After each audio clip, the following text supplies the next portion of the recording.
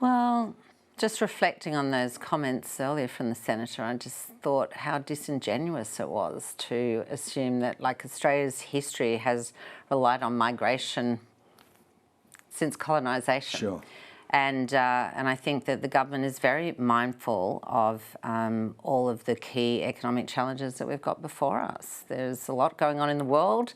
We're keeping an eye on inflation, housing, all of those issues that are critical to all Australian citizens. So not putting any of that at jeopardy, but it's ridiculous to think that there would be zero migration in this country. All right, I will come back with a more specific question on Pauline Hanson's claims repeated in the Senate, obviously, today. Jenny, migration is part of this economic narrative that your side is building. What exactly are you asking the government to, other than to slow it down? What's the end objective here for you? Thanks, Greg. First of all, I just wanted to say that overall immigrants have been an invaluable part of the Australian story, a very important part of building our nation, and they continue to be, to bring a rich tapestry to the overall Australian culture. But what we are seeing now under this government, we have seen about a 60% increase in net migration. That of itself has created two major problems as we see it.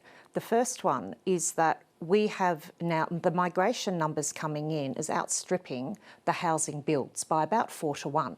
So we've already have a housing supply shortage. We already have a housing affordability crisis. So the level of net migration that is coming in is further fueling the housing problem. I say that we have an obligation, if we are bringing people into our country, we have an obligation also, Greg, to be able to properly house them. So that's sure, sort of, yeah. And could I just touch very quickly too on skilled migrants? We are still seeing a significant skill shortages throughout a lot of our industries, a lot of our sectors, particularly in areas like manufacturing. So I think too that we really need to have migration that is targeted towards where our current unemployment gaps are and where our current migration skilled shortages are. And it's obviously not a pressure point right now on the labour market, is it, Sharon? I mean, we got unemployment figures out today showing it's still, when you match it up against a high migration number, actually incredibly low. Unemployment remains very low, and there are yet businesses and industries crying out for skilled labour that cannot be filled domestically. So there is absolutely a need for skilled labour through a migration scheme in Australia. And housing is a crisis, but let's not pretend it's just started now. This has been an issue for a very long time, and the former government chose to do nothing about it for 10 years, and we've got a problem on our hands.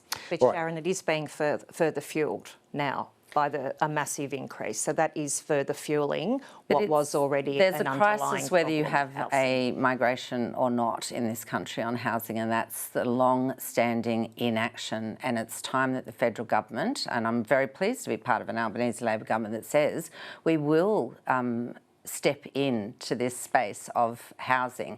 Yeah. The former government said, no, not our problem, it's states and territories. Well, that's not an option anymore. Well, certainly, I think you'd both agree there's a bit of catch-up to be done here. Certainly. Whatever the cause, we're in a bit of a bind on housing at the moment, to say the least. Quick one, just specifically on Pauline Hanson, to you first, Jenny. Does that warrant condemnation now, as it did in 1996, the remarks we just played? Yeah, look, thank you, Greg. Look, certainly in 1996, then Prime Minister John Howard stepped right back from that and distanced himself from those comments. And they're not comments that are in any way helpful. I think actually they are completely insulting to our Asian Australians who have brought, rich diversity to our country, as have all of our immigrants. I've got quite a lot of people in my electorate who have originally come from places throughout all of Asia, and they're very welcome and they are an invaluable part of our community. Of course, same opportunity for you, Sharon. Do you condemn? I am with Jenny on this, totally. It is more than unhelpful. It is a really disingenuous portrayal of Australian society. I mean, that is not Australia anymore. I don't think it was when those comments were made originally, but it is absolutely not reflective of the Australian society of 2024. Yeah, well, Pauline Hanson's been nothing if not consistent, but I think consistently provocative might be the more accurate description on that. Religious discrimination, we're told that a draft bill has now reached Michaelia Cash and that this is a genuine effort by the government. Sharon, I'll go to you first of all, to engage on bipartisanship, pardon me. Is this possible? Well, I would hope so. You know, from the Albanese Labor government's starting point is no Australian